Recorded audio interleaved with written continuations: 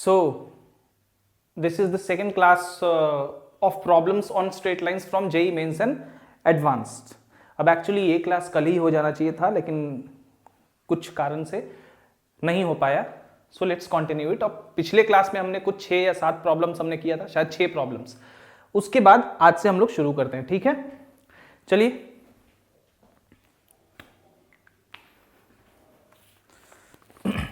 याद रहे जो भी प्रॉब्लम्स हो रहे हैं यहाँ पे, जो पिछले क्लास में भी हुआ, सारे के सारे जेई में आए हुए प्रॉब्लम्स हैं. अब एडवांस के प्रॉब्लम चूंकि हमने सिर्फ स्ट्रेट लाइंस पढ़ा है, पिछले क्लास में भी मैंने कहा था चूंकि हमने सिर्फ अभी स्ट्रेट लाइंस करा है कोऑर्डिनेट जियोमेट्री में, तो एडवांस से ज्यादा प्रॉब्लम्स नहीं है.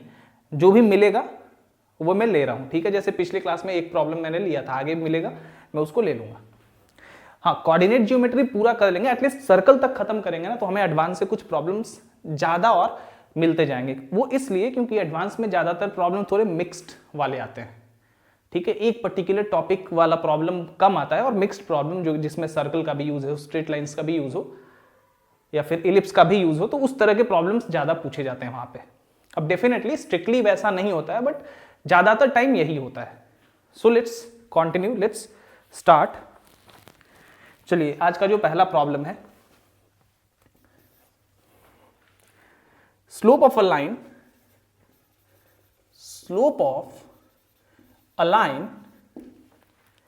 passing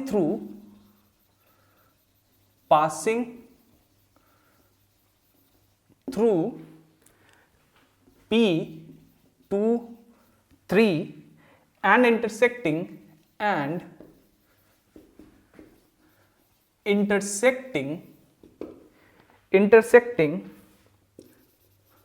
the line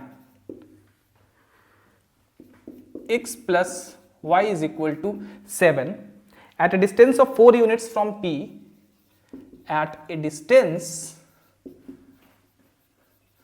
of 4 units from P is a 1 minus square root of 5 by 1 plus square root of 5, b square root of 7 minus 1 divided by square root of 7 plus 1, c 1 minus square root of 7 by 1 plus square root of 7, and d square root of 5 minus 1 by square root of 5 plus 1. Question आसान है अगर आपको concept पता है, basic concepts पता है जो भी मैंने बताया है, तो क्वेश्चन ये बन जाने वाला है. Slope of a line passing through this. अब किसी लाइन का स्लोप फाइंड करना हमें जो कि इस पॉइंट से होके पास कर रहा है और इंटरसेक्ट कर रहा है इस वाले लाइन को. ठीक है, और जो पॉइंट ऑफ इंटरसेक्शन है उसका और इस पॉइंट की जो दूरी है वो 4 यूनिट्स है. आसान है. सबसे पहले आपको क्या करना है यहां पे कि ये जो लाइन दिया हुआ है उसका स्लोप आप मान लीजिए m है. तो ये लाइन चूंकि इस वाले पॉइंट से होके पास कर रहा है, तो इस लाइन का इक्वेशन क्या होगा, y minus 3 is equal to m into x minus 2 होता है ना. Line passing through a point x1 y1, equation क्या होता है उसका, y minus y1 is equal to m into x minus x1. वही यहां पे किया है मैंने. चलिए, that implies y minus 3 is equal to mx minus 2m, that implies mx minus y plus 3 minus 2m is equal to 0. मान लेते हैं ये इक्वेशन नंबर 1 है. ठीक है भाई, अगर हम पॉइंट ऑफ इंटरसेक्शन का कोऑर्डिनेट निकालने तो हमारा काम हो जाएगा. डिस्टेंस फॉर्मूला लगा देंगे उस पॉइंट ऑफ इंटरसेक्शन और इस वाले पॉइंट के बीच में. अब गिवन इक्वेशन क्या है, वो है x plus y minus 7 is equal to 0. इसको मान लेते हैं इक्वेशन नंबर 2. दोनों को सॉल्व करके जो x और y का वैल्यू आएगा वही हमारा पॉइंट ऑफ इंटरसेक्शन का कोऑर्डिनेट्स होता है. चलिए सॉल्व करते हैं, ऐड कर देते हैं. बाय एडिशन हमें क्या मिलेगा, माइनस वाई प्लस वाई तो कैंसिल हो जाएगा. mx और x में से x कॉमन लेंगे तो आएगा 1, m प्लस 1. और यहां से क्या आएगा, 3 में से 7 गया तो माइनस 4 और minus 2m is equal to 0. That implies x is equal to 2m plus 4 by m plus 1. अब ये जो वैल्यू है x का, वो 1 में या 2 में किसी में सब्स्टिट्यूट करेंगे हमें y मिल जाएगा. तो तो चलिए 2 में सब्स्टिट्यूट करते हैं, इजी है। तो क्या मिल जाएगा हमें, y is equal to 7 minus 2m plus 4 by m plus 1। x के जगह ये सब्स्टिट्यूट कर दिया और 7 को और ये जो x है उसको एक तरफ लेके हम चले गए। इतना आ गया, आप करके देख लीजिएगा। 7m plus 7 minus 2m minus 4 divided by m plus 1, 7 में से 2 गया तो 5m और plus 3 by m plus 1। So x coordinate is this and y coordinate is this. हमारा पॉइंट ऑफ इंटरसेक्शन का भी कोऑर्डिनेट आ गया। अब इस पॉइंट और ये जो पॉइंट ऑफ इंटरसेक्शन का कोऑर्डिनेट है उसके बीच में, दोनों पॉइंट्स के बीच में डिस्टेंस फॉर्मूला हम लगा देते हैं। चलिए, पॉइंट ऑफ इंटरसेक्शन का x कोऑर्डिनेट ये है और y कोऑर्डिनेट ये है। आगे बढ़ते हैं, ये कर लिया होगा आपने। एक इंपॉर्टेंट चीज, इंपॉर्टेंट बात है, देखिए जब भी मैं प्रॉब्लम आपको बता रहा हूं ना तो सबसे पहले कोशिश करिए कि इसको आप समझ लीजिए, उसके बाद आराम से इसको सॉल्व करिए। ठीक है, पॉज कर लीजिए, जहां पे जरूरत हो उसको सॉल्व करिए। समझने के बाद अगर आपको समझ में आ रहा है कॉन्टिन्यूअसली तो कोई दिक्कत नहीं, आप साथ में करते जाइए, लेकिन लिखना वो सारा कुछ है जो मैं लिख रहा हूं। ठीक है, ये लिखता हूं आप ही के लिए ताकि आपको याद रहे आगे जाके। चलिए इसको इरेज कर दूं, इसका काम हो गया हमारे पास, अब कोई इसका काम है नहीं। So the distance between this point and the point of intersection of the two lines is 4। Distance formula लगाएंगे, क्या हो जाएगा, 2m plus 4 divided by m plus 1 minus 2 का whole square plus 5m plus 3 by m plus 1 minus 3 whole square is equal to 4 का square 16 होता है ना। Distance formula क्या होता है, x1 minus x2 whole square plus y1 minus y2 whole square होता है ना। जब दोनों तरफ स्क्वायर करेंगे तो स्क्वायर रूट हट जाएगा, ये d स्क्वायर हो जाएगा। वही यहां पे किया है मैंने। अब इसका भी काम हो गया, हमें नहीं है इसका काम, हटा देते हैं, जगह थोड़ा सा मिल जाएगा।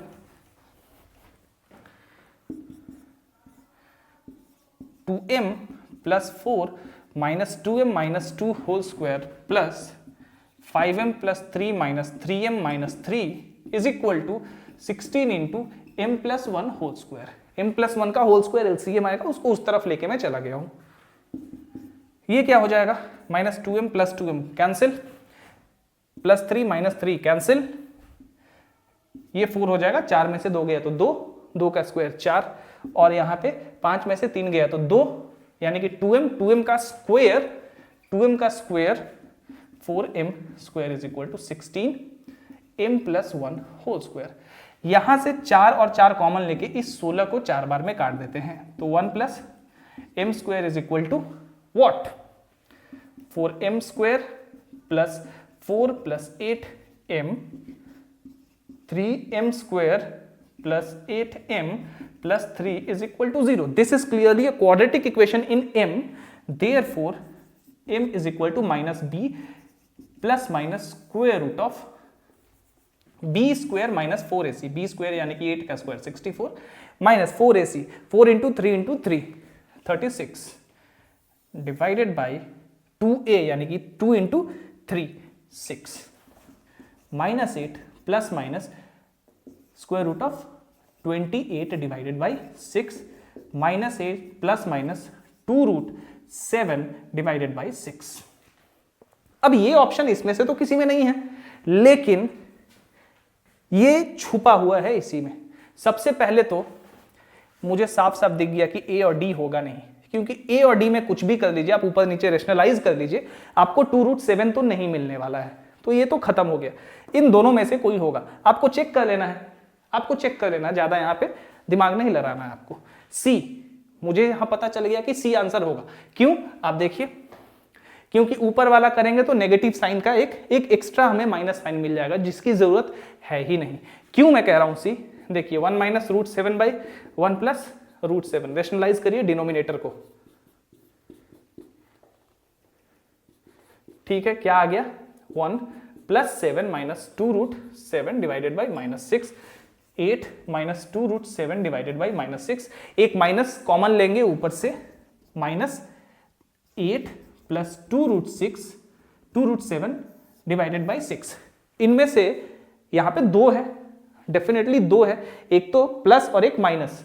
अब प्लस वाले को जब सेलेक्ट करेंगे तो आपको 1 मिल जाएगा। So this is the answer. आप इसको करके देखिएगा रैशनलाइज, आपका नहीं आएगा, एक माइनस साइन एक्स्ट्रा आ जाएगा यहाँ पे। So that is why C is the right answer. ठीक है, चलिए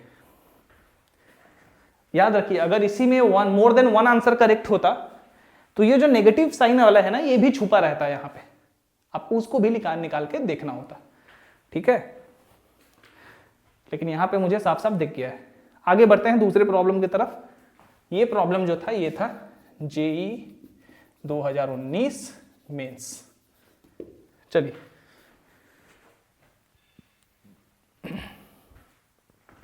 आगे बढ़ते हैं। इरेज करूं?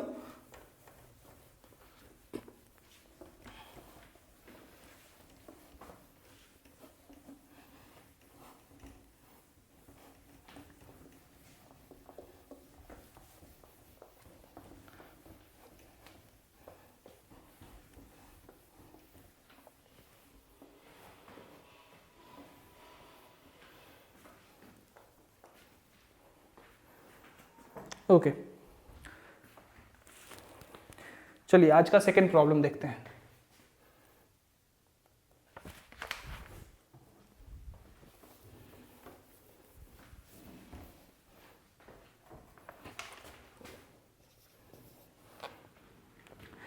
suppose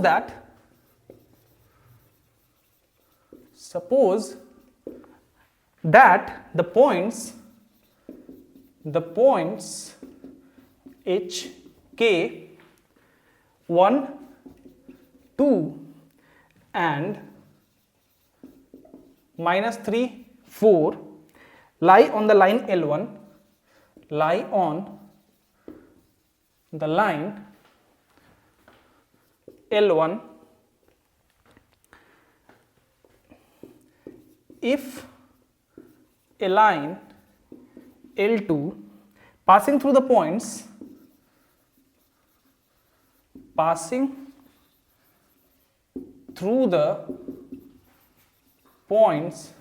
h k and 4 3 and 4 3 is perpendicular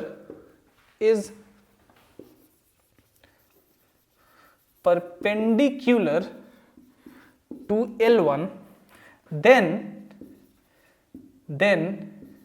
k by h equals a -1/7, b 1/3, c 3 and d 0। ठीक है, इजी क्वेश्चन है ये भी, डिपेंड करता है आपका कॉन्सेप्ट आपको कितना याद है, आपने कॉन्सेप्ट पढ़ा है या नहीं पढ़ा है, that's it. Look, solving problem just demands one thing from you, and you know what is that one thing? Deep understanding of the topic, that's it। चलिए, अब कह रहा है कि ये जो पॉइंट है वो किसी लाइन L1 पे लाई कर रही है, तीनों पॉइंट किसी लाइन L1 पे लाई कर रहे हैं, और L2 एक लाइन है जो कि इन दोनों पॉइंट से यानी कि H और K और 4 और 3 से होके पास कर रहा है, और ये जो लाइन L2 है ये परपेंडिकुलर है लाइन L1 के। तो आपको K by H निकालना है, यानी कि K और H का रेशियो। ठीक है, सबसे पहले L1 का स्लोप हम फाइंड कर सकते हैं। Slope of L1 is equal to what? यहां से पहले स्लोप फाइंड कर लेते हैं, इस पॉइंट को रहने देते हैं, अभी काम नहीं है, अभी काम नहीं है, बाद में हो सकता है कि हो। Slope of L1 is equal to 4 -2 divided by -3 -1 is equal to -1/2। ठीक है, स्लोप का फॉर्मूला आपको याद है ना? स्लोप क्या होता है? जब कोई भी लाइन दो पॉइंट से होके पास करे, दोनों पॉइंट का कोऑर्डिनेट्स हो, एक पॉइंट का कोऑर्डिनेट हो x1 y1 और दूसरे का हो x2 y2, तो slope of the line passing through those two points is y2 minus y1 divided by x2 minus x1। ठीक है, चलिए अच्छा एक चीज और देखिए, L2 इन दोनों पॉइंट से होके पास कर रहा है, तो सबसे पहले हम क्या करते हैं, L2 का भी स्लोप निकाल लेते हैं। Slope of L2 is equal to 3 minus k divided by 4 minus h. अब क्या, what now? What now is the condition that is given here, and the condition is L1 and L2 are perpendicular, and when two lines are perpendicular to each other, the product of their slopes is equal to -1. Since L1 and L2 are perpendicular, therefore slope of L2 यानी कि 3 minus k divided by 4 minus h into slope of L1 that is -1/2 is equal to -1। Minus minus cancel, 3 minus k divided by 4 minus h is equal to 2। That means 3 minus k is equal to 8 minus 2h. That means 2h minus k is equal to 5। मान लेते हैं 1। अब भाई यहां से तो k by h या h by k हमें कुछ भी नहीं मिलेगा, क्योंकि ये एक ही इक्वेशन है h और k में। हमें इस तरह का एक और इक्वेशन चाहिए। Can you guess how can we find that one equation? आपको क्या आप देख के बता सकते हैं कि वो वाला एक और इक्वेशन हम कैसे निकालेंगे h और k के बीच में? अब यहीं पे हमारा जो मैंने कहा ना डीप अंडरस्टैंडिंग वो काम में आता है। यहां पे हमने स्लोप तो निकाल लिया L1 का इसको और इसको यूज करके, but there is one more point. इसका मतलब है कि हमें h और k का एक और इस तरह का रिलेशन मिल सकता है। देखिए कैसे, यहां देखिए slope of L1 is equal to क्या, -1/2। अब स्लोप ऑफ L1 इस तरह भी तो लिख सकते हैं ना, इन दोनों पॉइंट को कंसीडर करेंगे 2 minus k divided by 1 minus h. Can we? Of course we can, एक ही बात है ना भाई।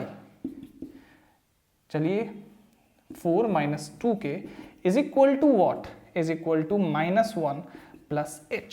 सो यहां से हमें मिल जाएगा 2k plus h is equal to 5। Equation number 2, h और k का एक और रिलेशन मिल गया, ठीक है। इसलिए फ्रॉम 1 एंड 2, भाई ये भी 5 के बराबर, ये भी 5 के बराबर, यानी कि 2h minus k is equal to 2k plus h. तो 2h minus k is equal to 2k plus h. h को इधर ले आएंगे, ये हो जाएगा, k को उधर, 3k हमें चाहिए क्या, हमें चाहिए क्या, k by h. k by h is equal to 1/3। k by h is equal to 1/3 और h by k is equal to, पूछता तो 3। चलिए आंसर 3 दिया हुआ है इसका, नहीं आंसर गलत है इसका, ठीक है। इसका आंसर 1/3 होगा। अगर आप में से कई इस प्रॉब्लम को जानते हैं, ये प्रॉब्लम भी जेई मेंस 2019 का है, जेई मेंस 2019। इसका आंसर 1/3 है,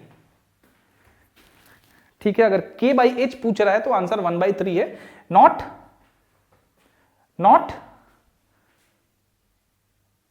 3। आंसर दिया हुआ है 3, बट 3 होगा नहीं, 1/3 होगा। So this is the correct answer, 1/3 हो गया। आगे बढ़ते हैं अब, चलिए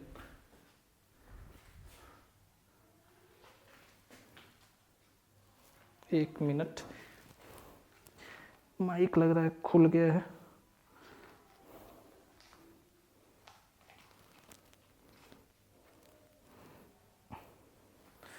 चलिए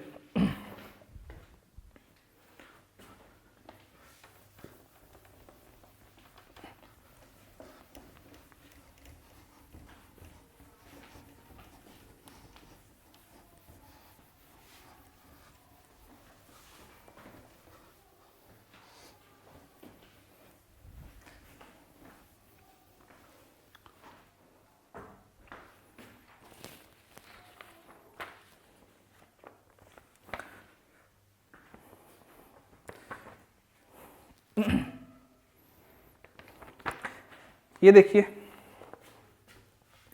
question number 3, the in centre of the triangle, the in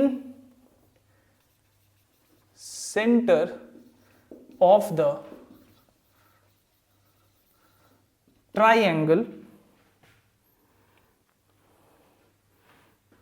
the in center of the triangle with vertices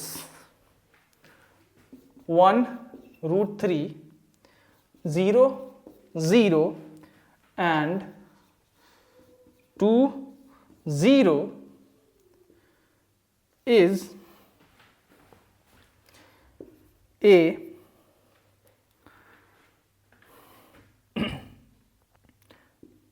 one square root of 3 by 2, b 2 by 3 square root of 1 by root 3, c 2 by 3 square root of 3 by 2, d 1 by square root of 3, 1 ठीक है, 2 by 3 1 by root 3, 2 by 3 root 3 by 2 and 1 by root 3। मैंने आपको इन centre और ortho centre अभी नहीं बताया था, वो इसलिए क्योंकि ट्रिगोनोमेट्री में हम अगला जो कुछ क्लास करेंगे उसमें ये सब कुछ हम लोग करने वाले थे, इसीलिए। चलिए ठीक है, मैं आपको बता दूंगा वो भी प्रूफ के साथ। अब अगर किसी ट्राइंगल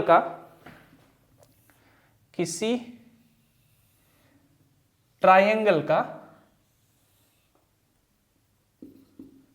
वर्टिसेस जो है ए बी सी, उनका कोऑर्डिनेट है x1 y1, x2 y2, x3 y3, तो इन सेंटर जो होता है, इन सेंटर मतलब तीनों एंगल बाइसेक्टर्स जो होते हैं ट्राइंगल के, वो कहां इंटरसेक्ट करते हैं, उसको इन सेंटर किसी ट्राइंगल का कहा जाता है।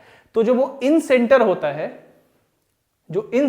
है इस तरह के ट्राइंगल का, वो क्या होता है, इन सेंटर का जो कोऑर्डिनेट होता है वो होगा, जो x कोऑर्डिनेट होगा, मान लेते हैं कि इन सेंटर का जो x कोऑर्डिनेट है हमारा वो है x, तो जो x कोऑर्डिनेट होगा वो होगा ax1 plus bx2 plus cx3 divided by a plus b plus c। अभी abc क्या है, इस वर्टेक्स के अपोजिट वाला साइड a है, b के अपोजिट वाला साइड स्मॉल b और c के अपोजिट वाला साइड स्मॉल c, यानी कि ये वाला।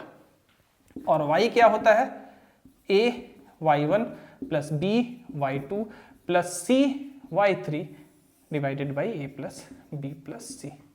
अब ये प्रॉब्लम मैं आपको बताने नहीं जा रहा हूं, ये प्रॉब्लम आप खुद से कर लीजिए। आपका कोऑर्डिनेट मैंने ही बता दिया है, x और y कोऑर्डिनेट, और वही तो पूछ रहा है आपका, इन सेंटर पूछ रहा है, कोऑर्डिनेट आपको निकालना है, दैट्स इट। ठीक है, अब यहां पे ABC की जगह क्या दिया हुआ है, यहां पे है 1 स्क्वायर रूट ऑफ 3, ये 0 0 और ये 2 और 0। अब फाइंड करिए, कोऑर्डिनेट ठीक है ना, 1 स्क्वायर रूट ऑफ 3 0 0 और 2 और 0, ठीक है। अब फाइंड करिए। अब साइड ये लेंथ कैसे निकालेंगे, a डिस्टेंस फॉर्मूला लगाइए, ABC आपको मिल जाएगा, AB मिल जाएगा उसी तरह, और AC मिल जाएगा, and thereafter you know what to do. चलिए आगे बढ़ते हैं। ये प्रॉब्लम है 2000 का मेंस। 2000 में मेंस होता था? नहीं होता था, ऑब्वियसली मेंस नहीं होता था। ये 2 मार्क्स का ऐसे ही क्वेश्चन है। ये है 2 मार्क्स का एक प्रॉब्लम जो कि IIT JEE में पहले पूछा जाता था। ठीक है, जब ये तमाशा नहीं शुरू हुआ था मेंस और एडवांस, ये उससे पहले की बात है। चलिए आगे बढ़ते हैं।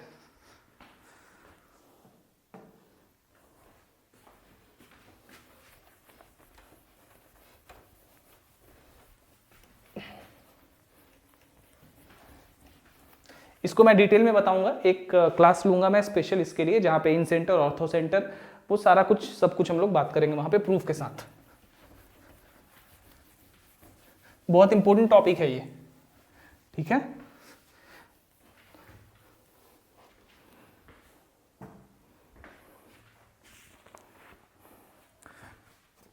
प्रॉब्लम नंबर 4, ये कह रहा है कि भाई अब मुझे रख दो, दूसरे को उठाओ। Problem number 4, if a straight line passing through the point, if a straight line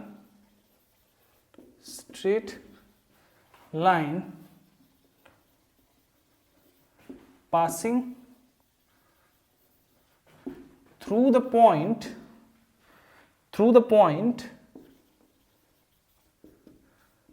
-3,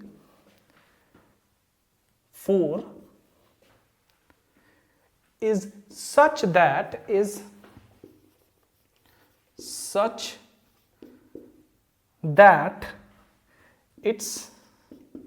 intercepted portion, easy question है ये, आपको मैंने बताया है इंटरसेप्टेड। और ये क्वेश्चन एक प्रूफ भी है इस बात का कि बहुत स्टूडेंट्स को ये भ्रम होता है ना कि आईआईटी में जो क्वेश्चन पूछे जाते हैं भाई वो तो एकदम नए प्रॉब्लम होते हैं।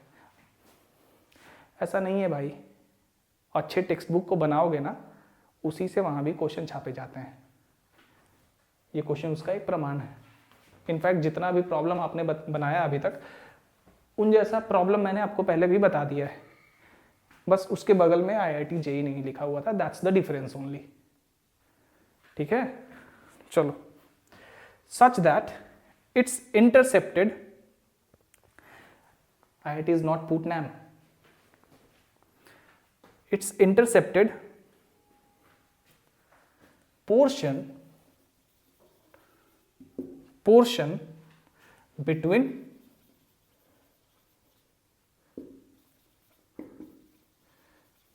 the coordinate, हाँ एडवांस में अच्छे प्रॉब्लम होते हैं ये मैं मानता हूं, the coordinate axis is bisected at P, then its equation is A, x minus y plus 7 is equal to 0, B, 4x minus 3y plus 24 is equal to 0, C, 3x minus 4y plus 25 is equal to 0, and D, 5x plus 3y minus 11 is equal to 0। ठीक है, only one option correct वाला बता रहा हूं, जहां भी मोर than one correct होगा वो मैं आपको बता दूंगा। जैसे कि पिछले क्लास में जो JEE एडवांस का प्रॉब्लम हमने देखा था उसमें मोर देन वन करेक्ट ऑप्शन था, तो वो मैंने बता दिया था। चलिए, कह रहा है कि कोई स्ट्रेट लाइन है जो कि इस पॉइंट से होके पास कर रहा है और वो उस तरह से है वो वाला स्ट्रेट लाइन कि जो कोऑर्डिनेट एक्सिस को इंटरसेप्ट कर रहा है उसके बीच का जो पोर्शन है स्ट्रेट लाइन का वो इस पॉइंट P पे बाइसेक्ट हो रहा है। गुड, ठीक, P वही पॉइंट है ना, P कहाँ गया क्वेश्चन, हाँ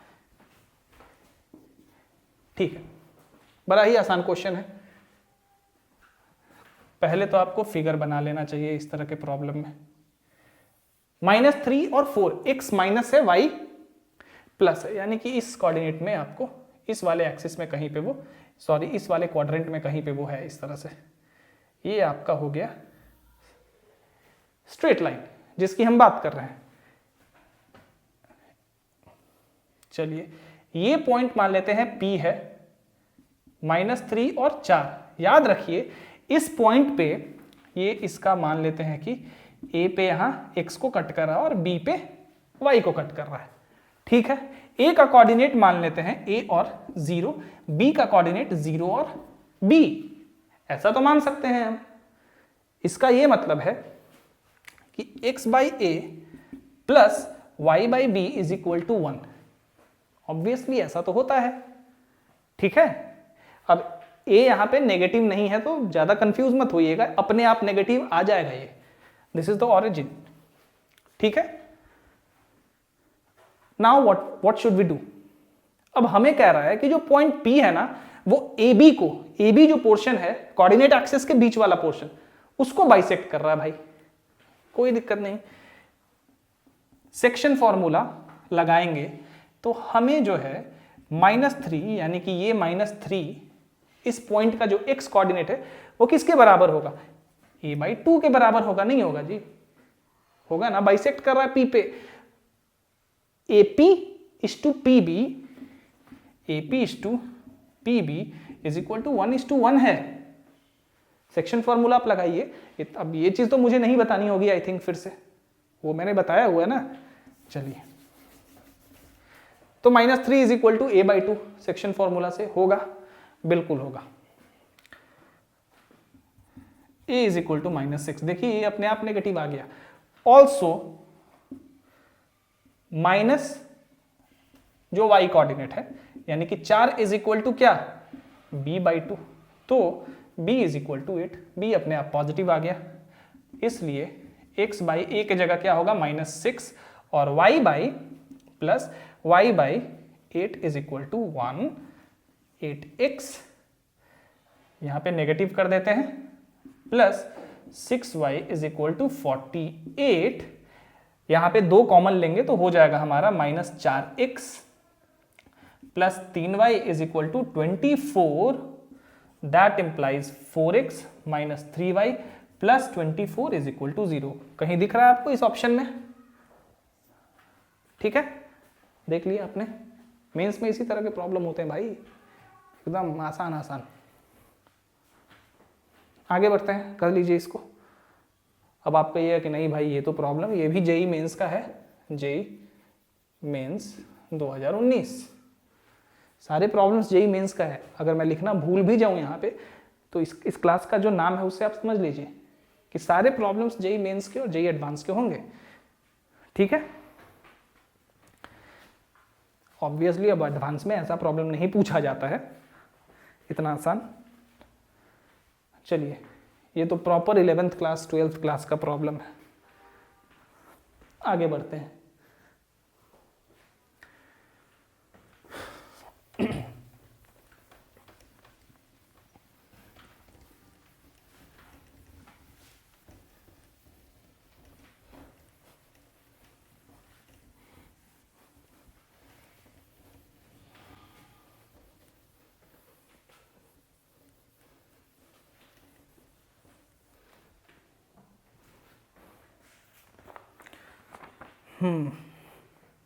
ये प्रॉब्लम देखिए आप जरा।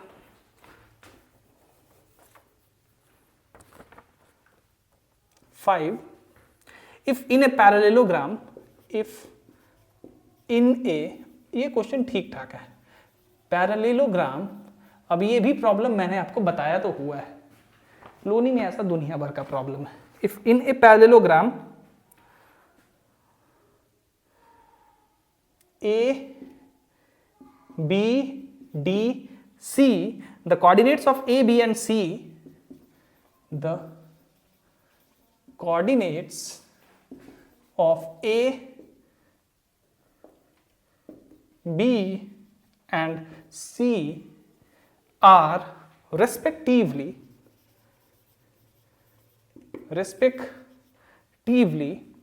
1, 2, 3, 4 and 2, 5, then the equation of the diagonal AD is, then the equation of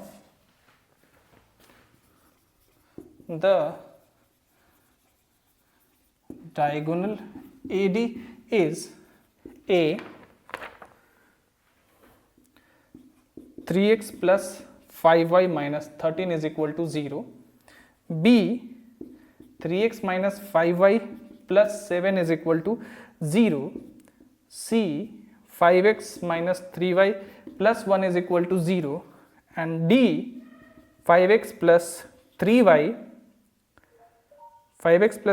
minus 11 is equal to 0। ठीक है, एक पैरेललोग्राम है ABDC, ABDC। चलिए, इस तरह से एक पैरेललोग्राम हम मान लेते हैं।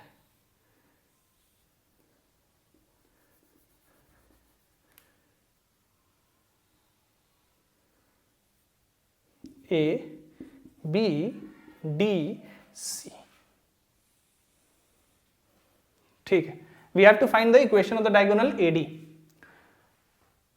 ए का कोऑर्डिनेट कितना है हमारा 1 2, बी का कोऑर्डिनेट 3 4 और डी का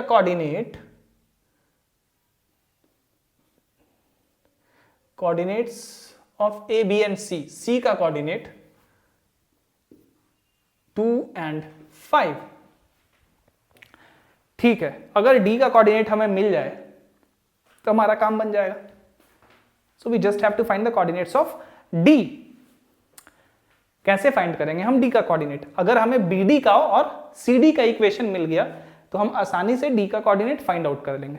ठीक है, AC का स्लोप हम फाइंड कर सकते हैं और AB का स्लोप फाइंड कर सकते हैं। अब पैरेललोग्राम में आपको पता है कि ऑपोजिट साइड्स पैरेलल होते हैं, इक्वल भी होते हैं। So slope of AC is equal to what? 5 minus 1 by 5 minus 2 by 2 minus 1 यानी कि 3 and slope of AB is equal to what? 2 by 2 1। ठीक है ना? 4 minus 2 divided by 3 minus 1 2 by 2 यानी कि 1। अब अपोजिट साइड्स पैरेलल होते हैं पैरेललोग्राम के, तो इसका मतलब ये है कि slope of BD is equal to what? 3। Slope of BD बराबर स्लोप ऑफ AC, दोनों पैरेलल है, दोनों का स्लोप तो सेम होगा। पैरेलल लाइंस का स्लोप क्या होता है? इक्वल होता है। And slope of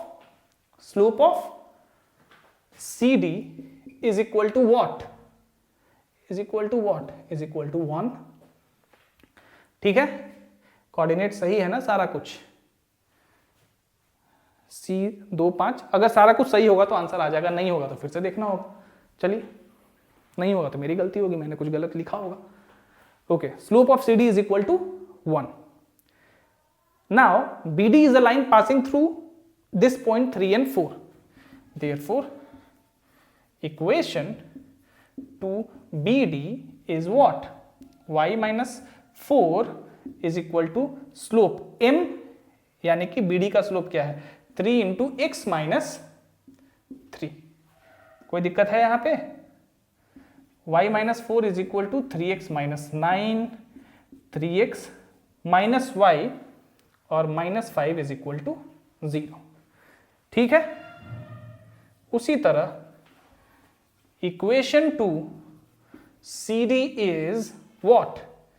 y minus 5 is equal to the slope of CD is equal to the slope of AB, which is clearly 1, तो 1 into x minus 2।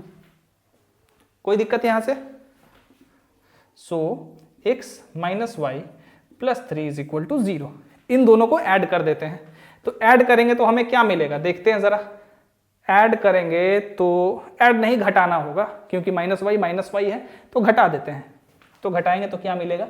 3x minus Y और plus Y तो cancel हो जाएगा, तो बच जाएगा हमारे पास minus x और ये माइनस 5 और माइनस 3 इज इक्वल टू 0, यानी कि 2x इज इक्वल टू क्या? 8, x इज इक्वल टू 4। ठीक है ना? ठीक है ना, कोई दिक्कत तो नहीं है।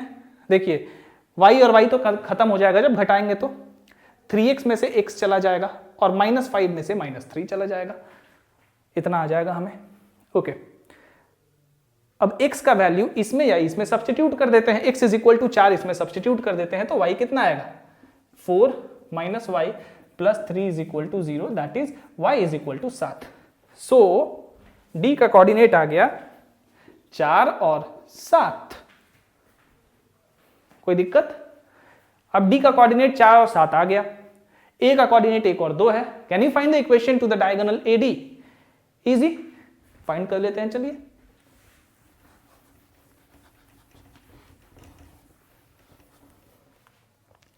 equation to AD is y minus 2 is equal to 7 minus 2 divided by 4 minus 1 into x minus 1। ये हो गया 3y minus 6 is equal to 5x minus 5, 5x minus 3y plus 1 is equal to 0। कहीं है ये ऑप्शन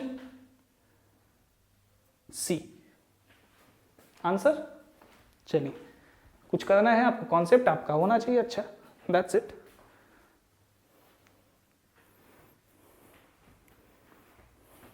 हाँ, इस जल्दीबाजी में नहीं रहना एग्जाम में कि नहीं मुझे 30 सेकंड में ही बना लेना है। Not everybody is able to solve a problem in 30 seconds.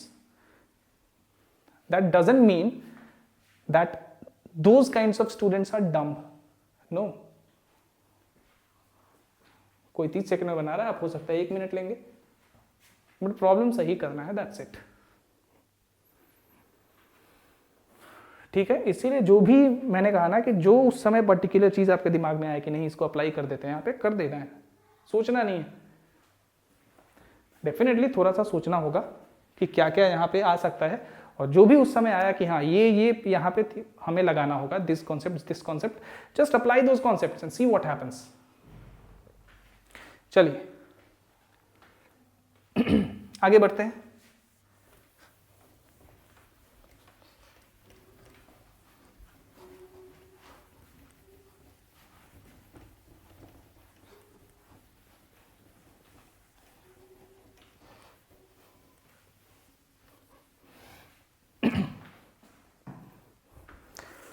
Okay, अब ये प्रॉब्लम देखिए, 6, ये प्रॉब्लम भी जेईई मेंस 2019 का था, अब ये प्रॉब्लम भी जेईई मेंस 2019 का है। If the straight line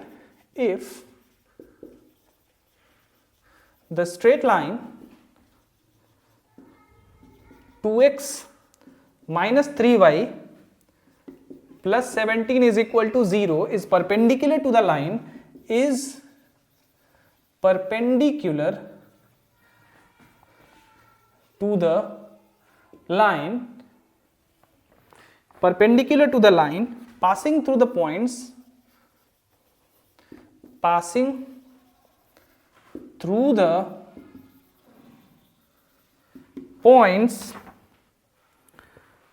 the points 7, 17 and 15 beta, then beta equals only one option correct again, A 35/3, B -5, C -35/3 और D 5। कह रहा है कि कोई स्ट्रेट लाइन है जिसका इक्वेशन दिया हुआ है आपके पास, passing through the points this and this. ठीक है भाई, कुछ करना ही नहीं है यार यहाँ पे। इस इक्वेशन से इसका स्लोप कितना होगा?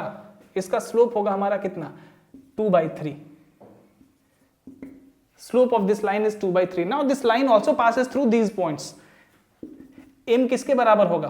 Beta minus 17/15 minus 7 is equal to 2/3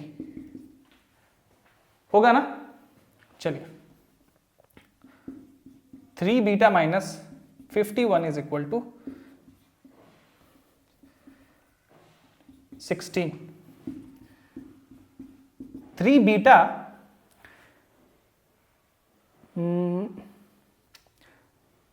beta minus 17, 15 minus 7, ठीक है। स्लोप सही है ना? स्लोप तो ठीक है, हाँ स्लोप ठीक है। If the straight line this is perpendicular, ओ हो,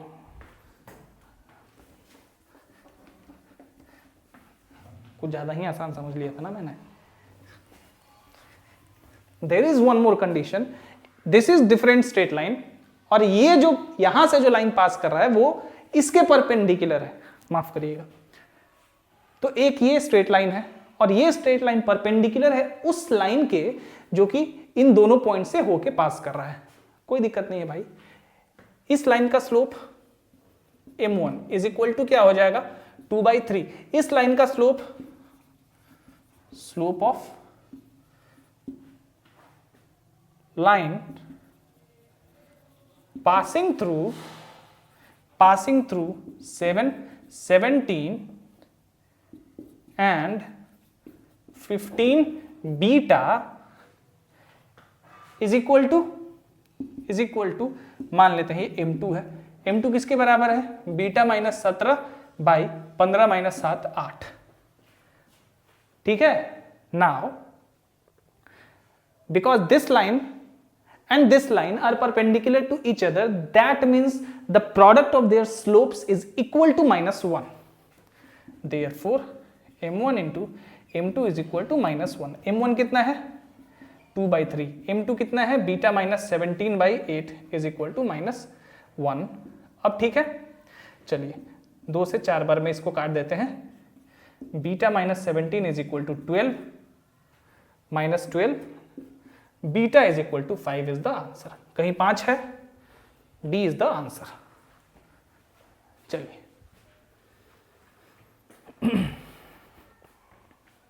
आगे बढ़ते हैं,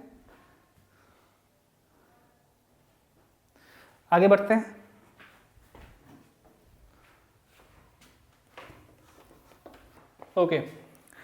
एक्चुअली थोड़ा एक इसमें पेज था जिसमें और भी प्रॉब्लम्स थे, तो वो मैंने कहीं रख दिया था, वो मिल नहीं रहा था। ठीक है, तो उसी को मैं थोड़ा सा ढूंढने लगा। Sorry for the interruption. चलिए आगे कंटिन्यू करते हैं। Problem number 6।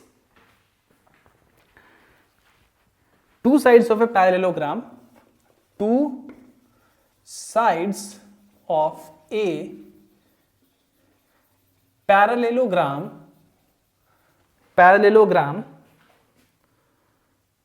are along the lines x plus y is equal to 3 and x minus y plus 3 is equal to 0 if its diagonals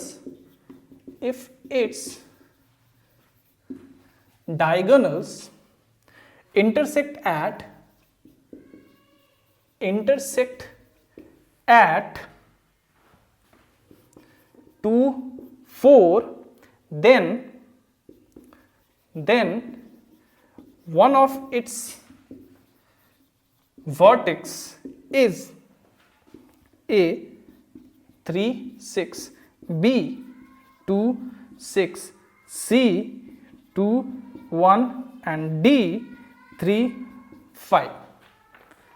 ठीक है। अब इस तरह का प्रॉब्लम जब भी आए तो आपको ये पता होना चाहिए कि जो फिगर है इस तरह का, पैरेललोग्राम, रोम्बस, स्क्वायर, ट्रेपीजियम, तो इन सब का जो प्रॉपर्टीज है ना वो आपको याद होना चाहिए। चलिए, कह रहा है कि two sides of a parallelogram are along the lines this and this.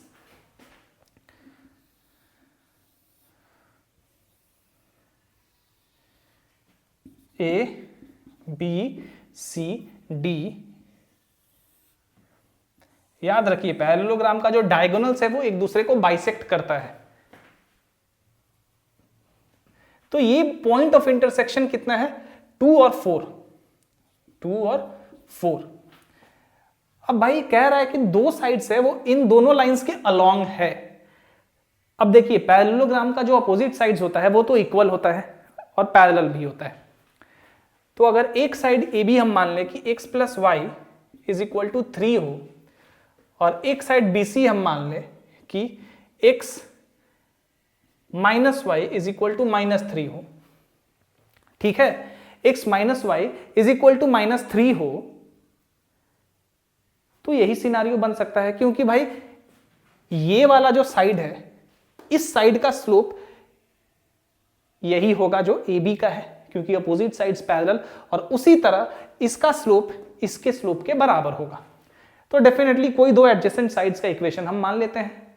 यही पॉसिबल संभावना भी है, क्योंकि अगर अपोजिट साइड्स का इक्वेशन दिया जाता तो डेफिनेटली दोनों का स्लोप बराबर होता है। ऐसा है नहीं, यानी कि जो दो लाइंस की बात कर रहा है ये और ये दोनों लाइन इस पैरेललोग्राम का कोई एडजेसेंट साइड्स का हिस्सा है। तो मुझे ये पता चल गया इससे स्लोप का यूज करके और पैरेललोग्राम का एक प्रॉपर्टी को यूज करके। और वो प्रॉपर्टी क्या कहता है कि किसी भी पैरेललोग्राम का जो अपोजिट साइड्स होता है वो पैरेलल होता है। ओके, नाउ अब एक चीज मान लेते हैं, सबसे पहले हमें तो निकालना है कि वन ऑफ इट्स वर्टेक्स, सबसे पहले बी का वर्टेक्स तो बड़ी आसानी से फाइंड कर सकते हैं। देखिए, देख लेते हैं कहीं बी ही निकल जाए, दोनों को ऐड करते हैं, तो ऐड करेंगे तो 2x is equal to 0, x is equal to 0, x is equal to 0 यहां सब्सटीट्यूट करेंगे तो y is equal to 3, b का कोऑर्डिनेट 0 और 3 आ गया मेरा। नाउ मान लेते हैं कि d का कोऑर्डिनेट है मेरा a और b, ठीक है, a और b है।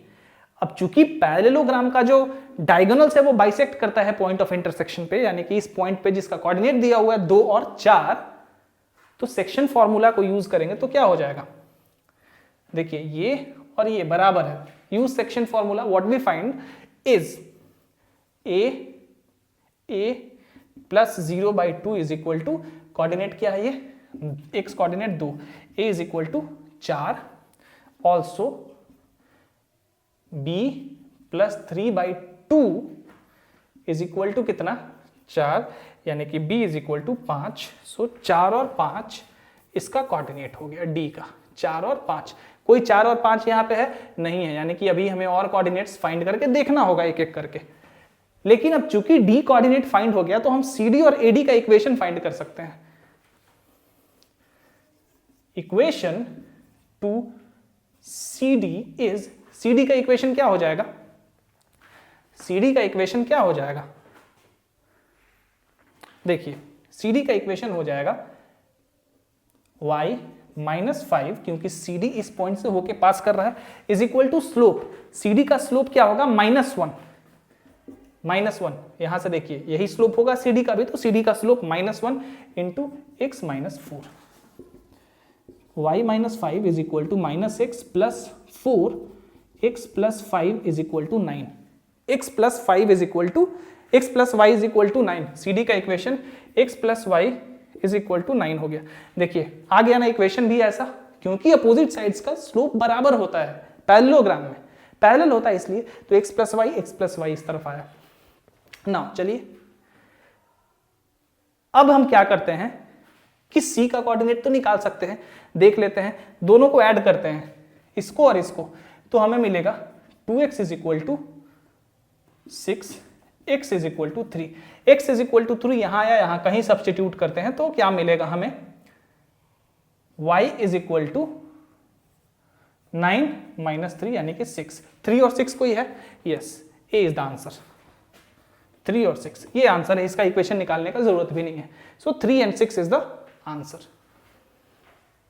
ठीक है, आपको प्रॉपर्टी याद रखना था पैरेललोग्राम का कि पैरेललोग्राम के अपोजिट साइड्स पैरेलल और इक्वल होते हैं, और एक और प्रॉपर्टी याद रखना था कि जो पॉइंट ऑफ इंटरसेक्शन होता है डायगोनल का, वहां पे जो डायगोनल्स है वो बाइसेक्ट होते हैं, वो पॉइंट उन डायगोनल्स को बाइसेक्ट करता है, और इसीलिए ये पॉइंट दिया हुआ है। हमेशा जब भी इस तरह का कोई छोटा सा कंडीशन दिया हुआ है ना, तो ऑलवेज रिमेंबर कि इसका यूज कहीं तो नहीं हो रहा है यहाँ पे। ठीक है, बेसिक सा यूज था सेक्शन फॉर्मूला का यहाँ पे, अगर आप ध्यान नहीं देते हो तो ये निकल जाता आपके दिमाग से। चलिए आगे बढ़ते हैं।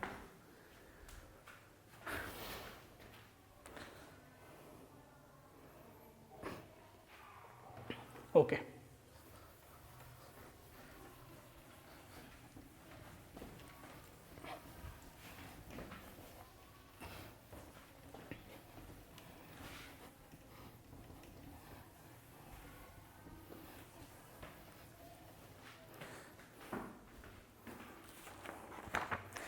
ओके,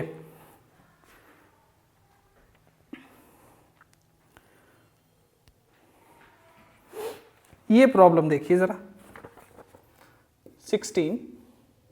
अच्छा, जो पिछला प्रॉब्लम था अभी वो भी जेईई मेंस 2019 का ही था। ठीक है, 16 एक्चुअली जो बीच में अभी क्लास इंटरप्ट हुआ था, मैं अभी से ही सर्कल के प्रॉब्लम को निकाल रहा था जहां तहां से, जेईई के और इधर उधर से। तो एक्चुअली दूसरा जो पेज था ना मेरा, उसमें सर्कल वाला जो एक प्रॉब्लम्स था वो आ गया था। मैंने अभी देखा तो सर्कल का प्रॉब्लम है भाई यहाँ पे, इसीलिए मुझे वो पेज ढूंढना पड़ गया, and that was the reason why the class was interrupted. Then the shortest distance between the point 3/2 and 0 and the curve y is equal to square root of x, जहां की x greater than 0 है, is 3/2, b 5/4, c √3/2 and d √5/2। ये simple distance formula का problem है, ठीक है।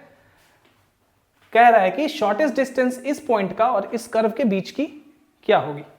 चलिए भाई, कर्व इज इक्वल टू कितना है, √x, ठीक है। मान लेते हैं कि x1 या इस तरह मानते हैं h और k कोई भी पॉइंट है इस कर्व पे, h और k इस कर्व पे कोई भी पॉइंट है, तो डेफिनेटली ये पॉइंट इस कर्व को लाई कर रहा है, कर्व पे लाई कर रहा है, इसलिए k is equal to y के, हाँ, k is equal to √h, that means h is equal to k square. So इसलिए h और k क्या हो जाएगा, ये k स्क्वायर और k स्क्वायर और k। नाउ शॉर्टेस्ट डिस्टेंस निकालना है हमें इस पॉइंट का और इस कर्व का। डिस्टेंस फॉर्मूला लगाते हैं तो क्या हो जाएगा हमारा डिस्टेंस फॉर्मूला जो है हमारा वो हो जाएगा d इज, और डिस्टेंस ही तो शॉर्टेस्ट निकालना है ना, d is equal to square root of k square minus 3/2 का whole square plus k square,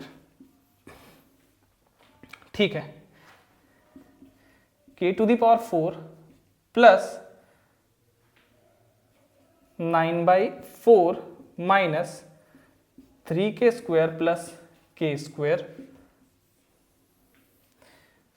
ठीक है। k to the power 4 minus 2k square plus 9/4, मान लेते हैं ये k में एक क्वाड्रेटिक है, ठीक है। ऑब्वियसली ये पावर 4 है, क्वाड्रेटिक नहीं है, लेकिन इसको हम परफेक्ट स्क्वायर जब बनाते हैं ना तो उसमें क्वाड्रेटिक वाला ही यूज करते हैं। क्वाड्रेटिक में परफेक्ट स्क्वायर बनाने के लिए क्या करते थे यहां पे हम लोग x स्क्वायर और जो x का कोफिशिएंट है उसका हाफ का स्क्वायर लेते थे। यहां पे k स्क्वायर का कोफिशिएंट का हाफ, k स्क्वायर का कोफिशिएंट कितना है, -2, इसका आधा -1, इसका स्क्वायर यानी कि 1। अब हम क्या करेंगे ना, k to the power 4 minus 2k square plus 1 minus 1 plus 9/4, ठीक है। यहां तक कोई दिक्कत नहीं है, यानी कि ये हो जाएगा k-1 का होल स्क्वायर, और ये क्या हो जाएगा प्लस 5/4। अब ये तो कांस्टेंट है, 5/4 तो कांस्टेंट है, और ये क्या है, कोई पॉजिटिव क्वांटिटी है, ठीक है। तो मिनिमम कब होगा, ये मिनिमम कब होगा। अब ये पॉजिटिव कोई क्वांटिटी है, अगर ये 0 हो जाए उसे तो नीचे तो ये नहीं जाएगा और ये चूंकि कांस्टेंट है और k-1 का होल स्क्वायर 0 से नीचे जाएगा नहीं, तो फॉर d टू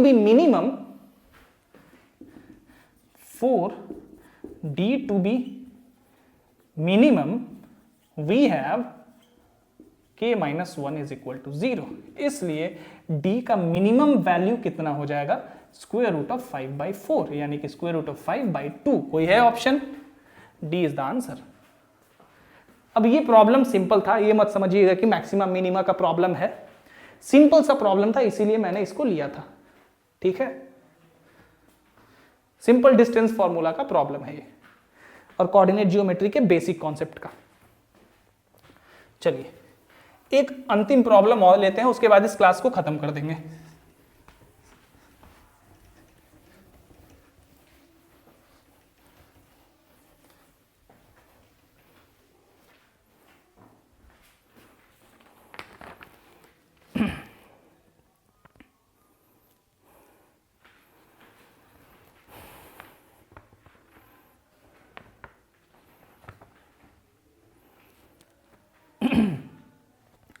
ये देखिए 8, a point on the straight line 3x plus 5y is equal to 15, which is equidistant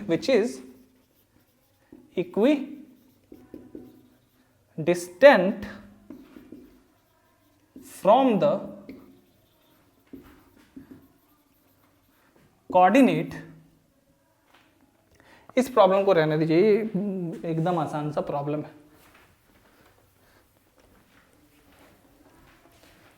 इसको रहने दीजिए। ठीक है, ये बिल्कुल इजी प्रॉब्लम है, ये कुछ ज्यादा ही आसान है। मैं आपको एक काम करता हूं, आज के क्लास को खत्म करता हूं, but before that I am giving you one problem as homework. A point P moves on the